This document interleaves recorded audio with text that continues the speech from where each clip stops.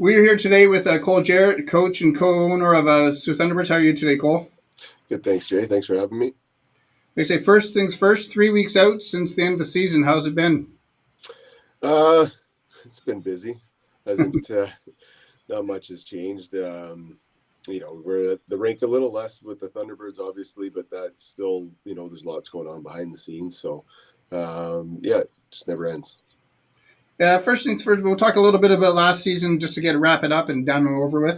Can you just talk a little bit about your rookie class and your veteran class a little bit?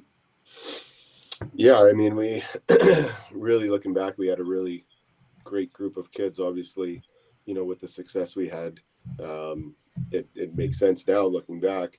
But right from the beginning, I felt like the older players, the local guys, did a really good job of integrating all the guys that we brought in and making them feel welcome and part of the community. And at the end of the day, we're just, ultimately being good teammates, and that kind of filtered throughout the room, and it led to our success on the ice.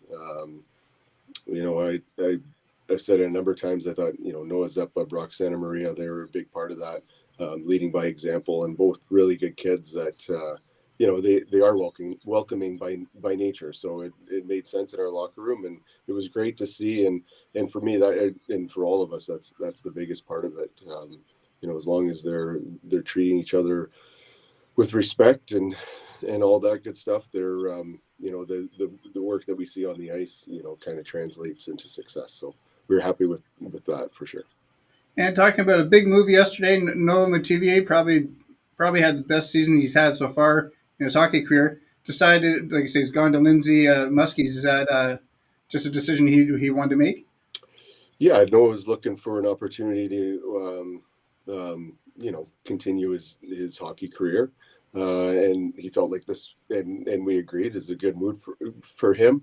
Obviously, we would have loved to have had him back. That just wasn't in the cards for both parties. So, yeah, I mean, I'm super thrilled for him to have this opportunity, and hopefully he can get the exposure that he's looking for and reach the goals that he's set for himself. And again, 3 weeks ago, you could return from the national championship as a head coach and co-owner. Can you talk a little bit about that experience? And Brooks Bandits went on to win the championship, but talk a little bit about that. In the media, some people said it was lack of experience why you guys didn't win or were successful. Is that true? Sure, that could be part of it for sure. We were a young group, and that's part of the lack of experience. It was, the event itself was fantastic. It was first class all the way. Hockey Canada and the city of Estevan did a fantastic job putting it on. And then the hockey as well was world class. And I think overall it was a great experience for everybody, right? And in terms of whether from the organizational standpoint or from a player's standpoint, just a really good gauge to see where you're at and to see what else is out there across Canada. And I know, we were all very impressed with not only the talent level and the skill that was on display, but also the other clubs that were there, and getting to know them and seeing how they operate. It was a great experience all around. And it says something about the 2021-22 team being that young and having that chance to go to nationals is a huge step as a young group, right? 100%, yeah. Our league was really competitive. Obviously, we saw it in the last series, going to 7 games, and the last one going to overtime. Right down to the end. So,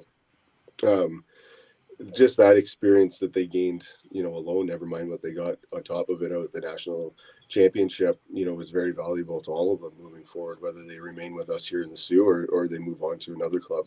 So yeah, lots of positives and lots of confidence that can be taken out of last season for sure.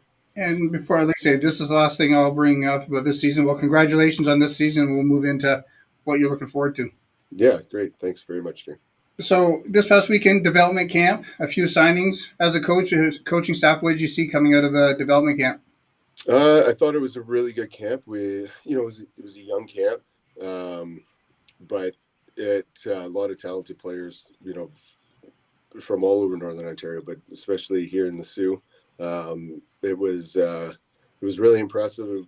a great group of kids too. It really seemed like, I know a lot of them have played together or they've known each other from throughout the years. But again, just that feeling and that community feeling, it was nice to see again in the John Rhodes this weekend. And the hockey was fantastic. The skill level was through the roof. So, I think it's a really positive sign for us as a hockey club, but also our U18 program here in Sault Ste. Marie. And talking about that, you're going to have two sets of brothers on the team. Is that going to be a challenge as a coach, or do you think they're going to push each other? Yeah, I think I'll be able to remember which one is which, but no, I think it's good. Both Fellingers and Trottiers are great families. So having two of their sons is, we don't take that lightly. It's, it's for us, it's a responsibility to make sure we provide a really good environment for them. And all four of those kids are, they're salt of the earth. They're solid human beings. So we're excited to have them in our locker room moving forward and continue to, create and build the culture that we're looking for. And again, say with that culture, and now is it a bonus to have spring camps? Like for years there was never spring camps; there's only a fall camp. Is there a bonus to have spring camps now? Yeah, I mean, for a number of different reasons, it's nice. I thought this weekend for us, because we stayed here in Sault Ste. Marie, no other clubs in our league will go down south and try and draw that sort of base. But staying here, it was kind of that. It gave us an opportunity to see what's coming up. Right, it was a big part of our success relies on local players coming through. So it was a good opportunity to see that, and then also give them that Thunderbird experience of using the locker room and being in the rink and, getting to know the coaching staff a little bit and maybe, entice or plant that idea of one day, possibly being a Thunderbird. So I thought, we definitely accomplished that this weekend, as well as, having a couple of really competitive games and good on ice sessions as well. And again, being the off season now, we're not talking about games. And as a coach, and you being able to, as a player, move through to all the different ranks, is the grass always greener on the other side? When kids Meaning, and parents think not good to play at a hometown. sorry, meaning like the kid wanting to move away from home. Yeah, like you say, they Uh, always think it's always better sometimes to leave where, and it's not against Noah making the decisions sure, on that, yeah. No, I think when it comes down to it, for us, we want to coach players that want to be here. I'm not saying that Noah didn't want to be here. That's not what I mean at all. But that's for us that's what we're looking for. In terms of grass being greener, I mean there's a lot of positives and negatives, right? To trying to go play down south or in a different province or whatever it might be. We just for us, if you're here with us, we're looking to provide the best experience possible. And if that's not for you, then that's fine. But for me, the biggest thing that you would want to, if you are going to go away, you've got to put yourself in a good opportunity to succeed as well. And I think playing time is key. And had Noah, for example, got away last year and tried to get on to an OJ team, maybe he wouldn't have played as much as he did for us this year, and maybe he wouldn't have developed as much as he did this year. So, there's pros and cons to it, and ultimately it's for the individual to decide. and it's something again. These questions, it's nothing against Soo Thunderbirds, of course, but you had three local kids this week decide to go to Blind River. Do you sit back as an organization asking why kids are deciding to go to a team close by? Um, yes and no, for sure.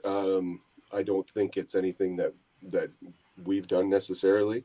Um, I know in Blind River that Kyle and runs a great program. So, I wish those kids nothing but the best. I'll come back to it again is, we're focused more on the kids that want to be here and Yeah. that have signed with us. And that's where our thoughts and our, where we're focused on what we need to do to get better. And with those kids in mind, in terms of kids signing elsewhere, that again, that's up to the individual to decide. We're confident that we have a good program, within our league, and and we'll continue to make that pitch to all the players that we're trying to sign. Now, talk about you for a minute. First year as a head coach and co-owner of the Soo Thunderbirds. What will you change from 2021 22 to 22 23? Lots of things. Lots of things. It's we've just been kind of wrapping up the year and looking ahead for players for next year. But then it'll come time where we'll sit down and reevaluate, the way we taught the game this season and where we can improve and what we want to get better at as a group. I'm looking forward to that challenge for sure. I'm not going to sit here and say everything will be exact same next year, right? We'll try and adapt and get better in the areas that we identify and hope to have, continue on the success that we had this year and build on it.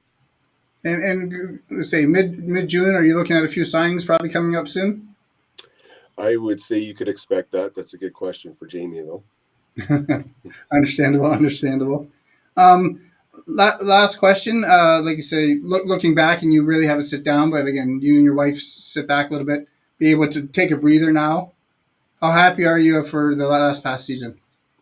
Yeah, I mean, looking back on the year as a whole, it was challenging for sure. I had this conversation with somebody this morning. With COVID at the beginning of the year, and then obviously being shut down through January had its challenges, but since February on, it seemed like just a brand new year, and it gave us a lot of confidence and a lot to look forward to moving ahead. And I know, for myself and my family and Trevor and his and everybody involved in the organization, we're excited to continue, trying to keep building. And again, I know I keep saying it, but it's been our mantra around here, is just trying to get better every day, and that's what we look forward to. So we're excited for the upcoming season for sure. I'm sure it'll come with its challenges, the same as the last, but again, excited to meet those head on. And I know I said 21, 22 was over, but on the ice there at the end of that, when you guys were celebrating, you and your wife had that big hug. How did it feel to just like you being celebrating with family? Yeah, I mean, it was incredible for sure, for not only us, but to share it with our kids too. I put a ton of time into it, and so does Leanne. So to be rewarded for it, of course, at the end of any season is definitely a thrill, and this year was no different, for sure, especially in our first. Understandable. Well, Cole, I can't thank you enough, and hopefully we can do this throughout the summer. Love to. Thanks, Jay. Thank you.